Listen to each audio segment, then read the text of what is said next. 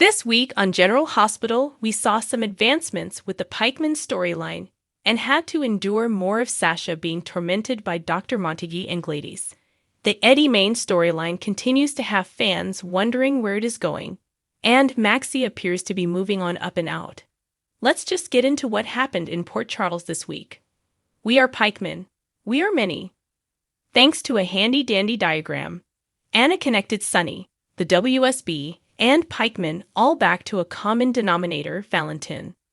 Valentin revealed that for years the WSB and Pikeman had a revolving door policy, where agents floated between the two organizations, and even he was recruited to work on some logistics for them.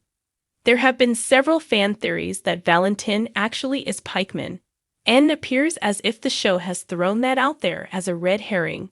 Valentin gets called away on a water emergency at ELQ while someone sets fire to Anna's place.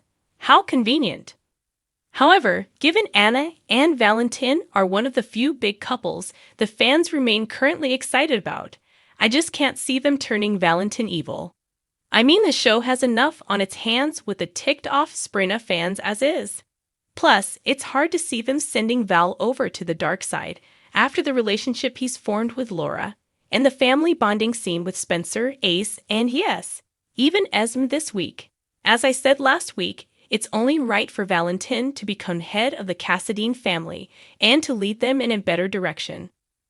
Even given all the major players we know are involved in this Pikeman storyline, many viewers feel it's overall been a bust, in part because it's hard to be interested in what amounts to an invisible enemy, some unknown rogue agent from her past that we may never have heard of targeting Anna just doesn't fly. This needs to be a pretty big villain, but who? Last week I speculated that Mason's big bad boss who wants intel on Pikeman could be Cassandra Pierce, but that still leaves the question of who is acting for the WSB and Pikeman against Anna. Unless I'm missing someone, I just keep coming back to Alex, whose body was never found and could have been one of those people Pikeman would have recruited long ago. Plus, she would definitely be out to avenge Peter's death, and it would be a twist in the sense that Anna believes this is someone she wronged while acting as a double agent. Still, a number of fans would rather Alex stay dead. With the numerous mentions of Frisco lately, they could bring him back with some intel to bolster the story and viewers' interest in it. How long before Sasha's given electroconvulsive therapy? It's not as if we didn't see this week's development coming in the how much more can we torture Sasha storyline. Dr. Montague is trying to convince Sasha that she's back on drugs and that they showed up in her bloodstream. Are we to assume the pills he gave her were drugs? Or what he's been shooting into her IV are the drugs? Either way, it's not just Sasha who is being tortured, it's the audience too. This story has evolved from heartbreaking to just painful to watch at times. Nasty Nurse Janice at Ferncliff, played by Josh Swickards, Chase, real-life wife, was a somewhat fun break. Making Janice a big Chase and Blaze fan was a nice nod to her and Josh's off-screen relationship, and that she is a big fan of her singing husband.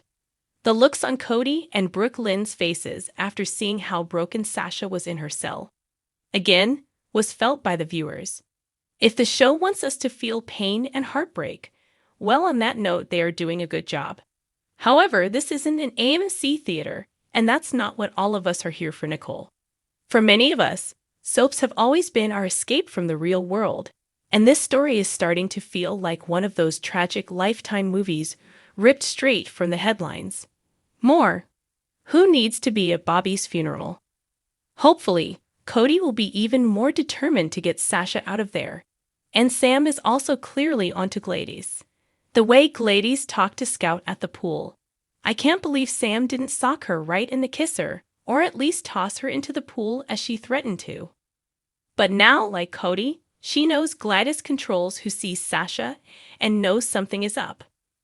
Cody has already told Sam he believes Gladys is stealing from Sasha, and Sam told Gladys that she was sure if she actually did a little digging into her, that something would turn up. Come on, Sam. Fire up that PI brain and get Spinelli to look into Gladys' bank records.